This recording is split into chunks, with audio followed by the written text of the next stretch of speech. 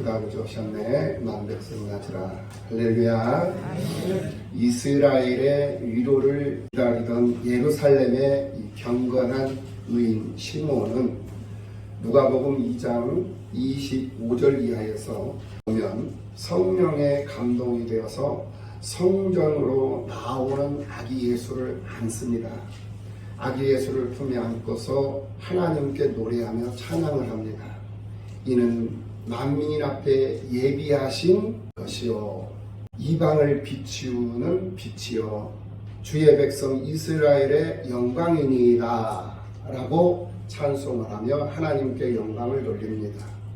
그리고 누가복음 2장 36절 이하에 84년 동안 과부로 예루살렘 성전을 떠나지 않고 기도하며 살았던 안나 여선지자는 아기 예수 탄생을 하나님 앞에 감사하며 예루살렘의 성량을 바라는 모든 사람에게 성탄에 대해서 말씀을 증거하는 것을 볼 수가 있었습니다. 오늘 본문의 말씀, 오늘 본문의 내용도 이제 주의 사자가 마리아와 정혼한 요셉을 찾아와서 현몽을 하고 있는 것을 볼 수가 있습니다. 주의 사자는 요셉에게 오늘 본문 말씀대로 다윗의 자손 요셉아 내 아내 마리아 데려오기를 무서워 말라. 저에게 잉태된 자는 성령으로 된 것이라. 아들을 낳으리니 이름을 예수라 하라. 이는 그가 자기 백성을 저희 죄에서 구원할 자이시니라 라고 말씀을 하고 있는 것을 볼 수가 있습니다. 지금 요셉은 자기와 정혼한 마리아가 잉태했다라는 소식을 듣고 놀랐습니다. 그래서 깜짝 놀란 나머지 이것을 세상에 드러내지 않고 가만히 끊고자 합니다. 덮으려고 한다라는 것입니다. 그런 방법을 놓고 고민을 하던 중에 잠이 들었고 그 잠이 든 요셉에게 주의 사자가 현몽으로 찾아왔습니다. 꿈속으로 찾아오셨다라는 거예요. 그리고는 요셉에게 말합니다. 내 아내 데려오기를 두려워하지 말라. 그리고 그에게 잉태된 아이는 성령으로 잉태된 것이라. 그리고 아들을 낳을 것이니 그 아들의 이름을 예수라 하라. 이렇게 세 가지의 말씀을 부탁을 하고 있는 것을 볼 수가 있습니다. 이렇듯 예수의 이름은 유대 사람들의 일반적인 규례대로 부모가 지어준 그런 이름이 아니었던 것을 볼 수가 있어요. 사람이 예수의 이름을 지어준 것이 아니라 하나님께서 친히 이 성령으로 잉태된 아이의 이름을 지어주셨다라는 것입니다. 주의 사자를 통해서 이름을 예수라 하라 라고 말씀하시면서 하나님께서 직접 아기 예수의 이름을 지어주셨다라는 것입니다.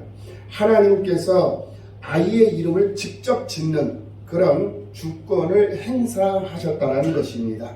그 이유가 있습니다. 왜 하나님께서 이 아들 예수를 직접 이름을 지어주셨는가? 왜 그리 하셨는가? 그 첫 번째 이유가 바로 예수님의 탄생은 초자연적인 탄생이었다라는 것을 일러주기 위함이었다라는 거예요.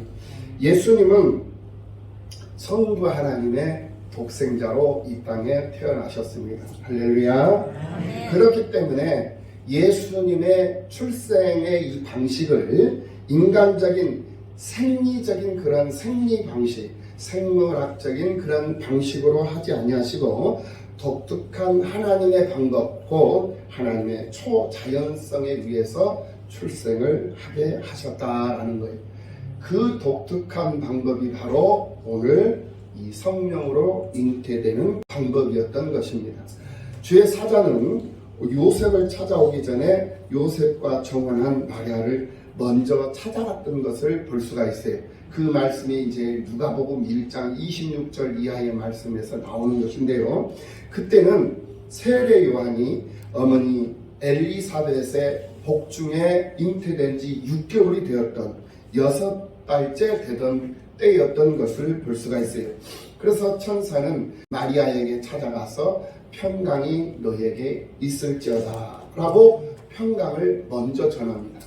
너 두려워하지 말아라. 내가 너한테 할 말이 있는데 너 걱정하면 안 된다. 너에게 평안이 있을 것이라 라고 먼저 평안을 빌어주면서 너는 하나님의 은혜를 입었으니 라고 마리아를 칭찬하는 것을 볼 수가 있어요. 그러면서 영광의 메시지를 전하는 것을 볼 수가 있습니다. 그 말씀이 바로 누가복음 1장 32절 이하 33절의 말씀에 나타나고 있죠. 그 말씀을 보면은 보라 내가 잉태하여 아들을 낳으리니 그 이름을 예수라 하라 라고 말씀을 하고 있는 것을 볼 수가 있습니다.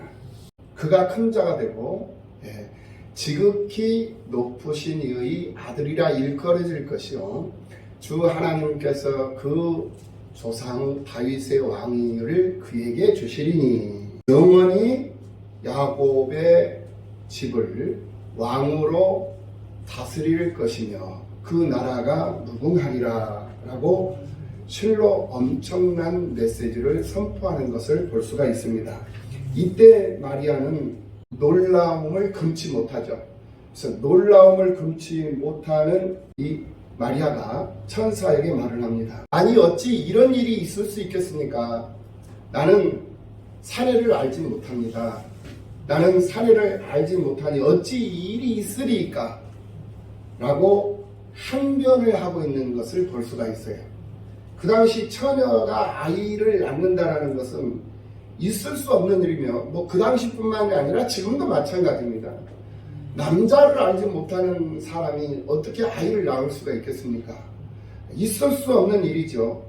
그런데 그 당시만 해도 만일 이러한 사실들이 밝혀지면 이 처녀 이 마리아는 율법에 따라서 성 밖으로 끌려나가가지고 돌에 맞아 죽어야 하는 그런 비참한 억울한 그런 상황을 겪게 되는 그러한 시대에 살고 있었던 처녀였던 거예요. 그러니 이 처녀는 소스라치지 않을 수가 없어요. 놀라지 않을 수가 없었다는 거예요. 그래서 어찌 사례를 알지 못하는 저에게 이런 일이 있어야 하겠습니까? 어찌 이런 일이 있을 수 있습니까? 라고 항변을 했던 거예요. 그러면서 천사에게 항변을 하니까 천사가 마리아에게 말씀하기를 두려워하지 말아라. 너에게 잉태된 아이는 성령으로 잉태된 것이다. 누가복음 1장 35절의 말씀이에요. 천사가 대답하여 이르되 성령이 내게 임하시고 지극히 높으신 이의 능력이 너를 덮으시리니 이러므로 나실 바 거룩한 이는 하나님의 아들이라 일컬어지리라 라고 말씀을 하고 있는 것을 볼 수가 있습니다. 그리고 37절에서 덧붙이는 말씀이 있어요. 뭐라고 말씀하시냐 하면은 대저 하나님의 모든 말씀은 능히 못하심이 없느니라 능하지 못함이 없느니라 라고 말씀을 하시는 것을 볼 수가 있습니다. 이때에 마리아의 반응이 있습니다. 깜짝 놀라서 소스라치면서 어찌 이런 일이 있으리까 라고 항변을 하는데 천사가 대저 하나님의 모든 말씀은 능하지 못함이 없느니라 라고 말씀을 하니 이 마리아의 즉각적인 반응이 나타나는 것을 볼 수가 있어요. 마리아는 주의 사자의 말씀 앞에 즉각적으로 순종을 했다라는 거예요. 그게 바로 38절 누가복음 1장 38절에서 나오는 것을 볼 수가 있어요. 뭐라고 반응을 하느냐? 주의 계집 종이오니 말씀대로 내게 이루어지리라 라고 하나님의 말씀을 그대로 순종하며 받아들인다라는 거예요. 그런 후에 마리아가 하나님의 사자의 말을 받아들이고 순종한 후에 주의 사자가 다시 요셉에게 찾아가서 성령으로 잉태된 사실을 알리고 있는 것을 볼 수가 있습니다. 예수님의 잉태는 생물학적인 그런 정자와 난자의 결합으로 이루어진 것이 아니었다라는 것입니다. 오로지 성령의 능력으로 권능으로 지극히 높으신 이의 능력이 마리아를 덮으심으로 인하여서 성령에 의한 잉태였다라는 사실을 이 마태복음 또 누가복음 성경에서 분명하게 우리에게 증거를 해주고 있다라는 사실을 볼 수 있다라는 거예요. 시골 촌동네에 살던 동정녀 마리아에게 성령께서 친히 찾아가셔서 그를 덮어주셨던 거예요. 그를 품어주셨다라는 거예요. 하나님이 그를 품어주셨다라는 거예요. 그래서 하나님의 아들 예수 그리스도께서 잉태되었다라는 거예요. 그러면서 하나님이 이 요셉에게 말씀하시기를 그 이름을 예수라 하라 라고 말씀을 하는 것이에요. 이것은 그의 초자연적인 그러한 탄생을 알려주는 그런 내용이었던 거예요.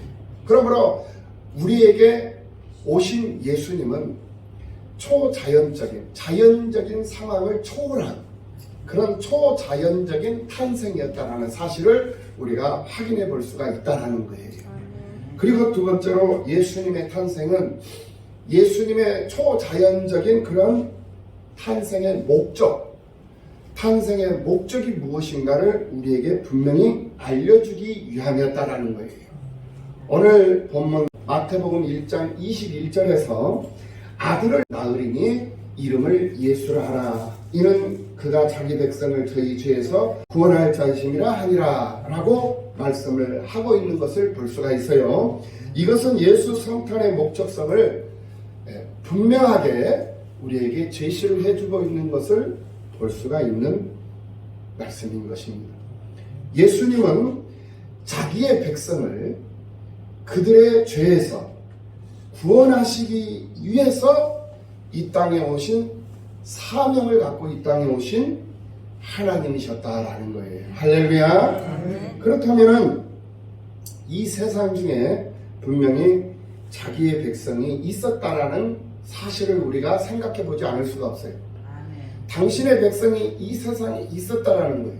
그래서 당신의 백성을 그들의 죄에서 구원하시기 위해서 이 땅에 오셨다라는 거예요. 그래서 요한복음 13장 1절 말씀에서도 6월절 전에 예수께서 자기가 세상을 떠나 아버지께로 돌아가실 때가 이런 줄 아시고 세상에 있는 자기 사람들을 사랑하시되 끝까지 사랑하시니라 라고 말씀하고 있는 것을 볼 수가 있어요. 이런 사실들을 놓고 볼 때 이 세상에는 분명히 하나님, 예수 그리스도의 사람들, 하나님의 백성들이 이 땅에 분명히 살고 있었다는 것을 알 수가 있다는 말씀이 되는 것이에요. 그래서 요한복음 17장 11절에서 예수님의 마지막 기도 가운데서도 나는 세상에 더 있지 아니하오니 그들은 세상에 있사옵고 나는 아버지께로 가옵니다. 하나님의 백성은 세상에 있고 나는 아버지께로 간다라는 말이에요. 거룩하신 아버지여 내게 주신 아버지의 이름으로 그들을 보존하사 우리와 같이 그들도 하나 되게 하옵소서 라고 말씀하고 있는 것을 볼 수가 있어요. 또 요한복음 17장 6절 이하 8절까지 말씀을 보면 세상 중에서 내게 주신 사람들에게 내가 아버지의 이름을 나타내었나이다. 그들은 아버지의 것이었는데 내게 주셨으며 그들은 아버지의 말씀을 지켰나이다. 지금 그들은 아버지께서 내게 주신 것이 다 아버지께로부터 온 것인 줄 알았나이다. 나는 아버지께서 내게 주신 말씀들을 그들에게 주었사오며 그들은 이것을 받고 내가 아버지로부터 나온 줄을 참으로 아오며 아버지께서 나를 보내주신 줄도 믿었사옵나이다 라고 말씀을 하고 있는 것을 볼 수가 있어요. 정말 놀라운 일이 아닐 수가 없습니다. 이 세상에도 예수님의 백성이 있다는 사실을 바로 예수 이름을 통하여 알려주셨다라는 거예요. 그래서 마태복음 오늘 본문 1장 23절에서 그분이 자기 백성과 함께 하시기 위해서 임마누엘이 되셨다. 보라 처녀가 잉태하여 아들을 낳을 것이요 그의 이름은 임마누엘이라 하리라 라고 말씀을 하고 있는 것을 볼 수가 있습니다. 아들을 낳음에 말씀대로 그의 이름을 예수라 라고 말씀을 했습니다.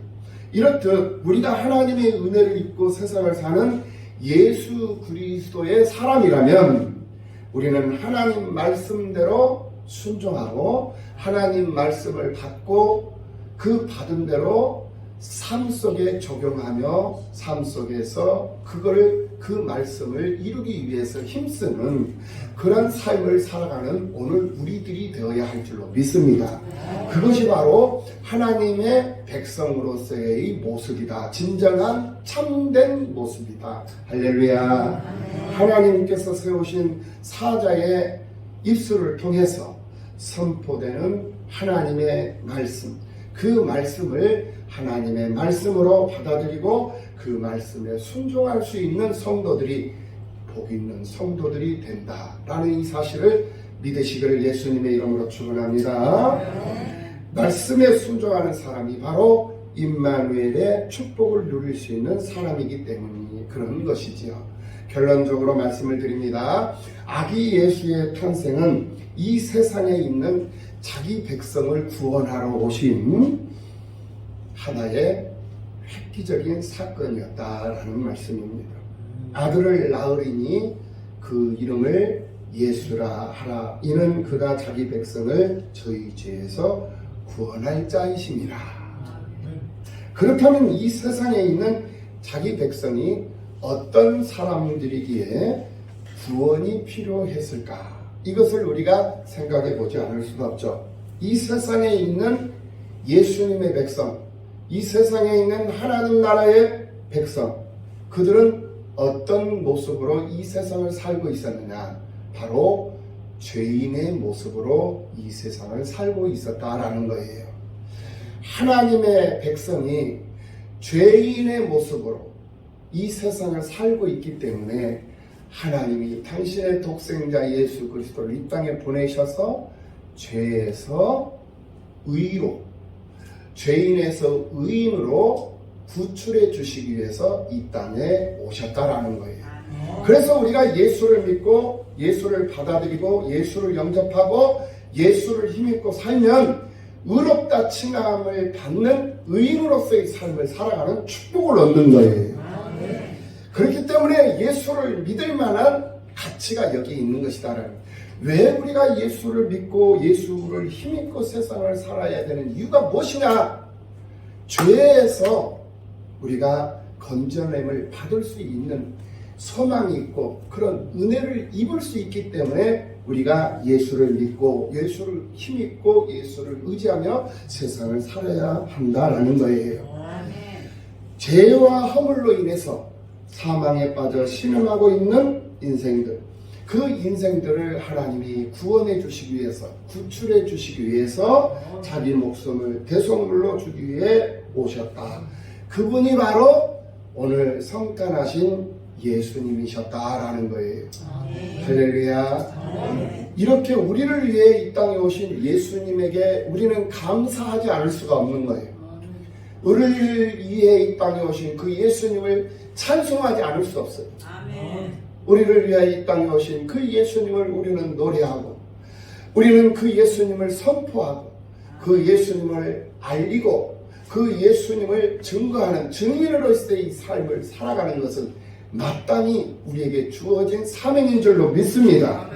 그러므로 예수를 증거하는 전도자로서의 이 삶을 멈추지 않는 여러분들의 삶이 되시기를 예수님의 이름으로 축원합니다. 이것은 요한복음 1장 12절 13절에서 말씀하신 것처럼 영접하는 자 곧 그 이름을 믿는 자들에게는 하나님의 자녀가 되는 권세를 주셨으니 이는 혈통으로나 육정으로나 사람의 뜻으로 나지 아니하고 오직 하나님께로부터 난 자들이니라. 할렐루야.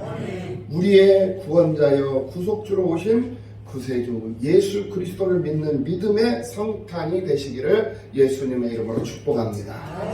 예수님께 보배합을 드릴 수 있는 믿음, 감사가 넘칠 수 있는 그런 은혜를 나눌 수 있는 그런 축복이 있는 그런 행복이 있는 성탄의 역사가 여러분들의 삶 속에 임하기를 예수님의 이름으로 축원합니다.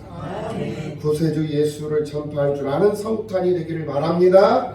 성탄은 예수님께서 자기 백성을 구원하러 오신 영광스러운 날이 바로 이 성탄이 되는 것입니다. 나 자신을 구원하시기 위해서 오신 예수님을 영접하시고 하나님의 은총이 늘 여러분들의 삶 속에 여러분들이 머물고 있는 가정과 사업장, 직장, 일터에 그리고 섬기는 이 재단의 성탄의 축복의 은총이 날로 날로 더해져가는 역사가 있기를 예수님의 이름으로 축원합니다. 신앙생활이라는 것은 자기 자신을 위해서 신앙생활을 하는 건 아니에요.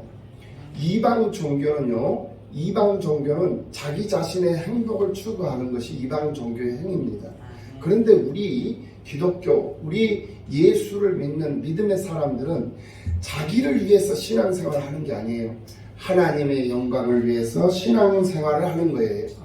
주님을 위해서 신앙생활을 하는 것이다 라는 말이에요.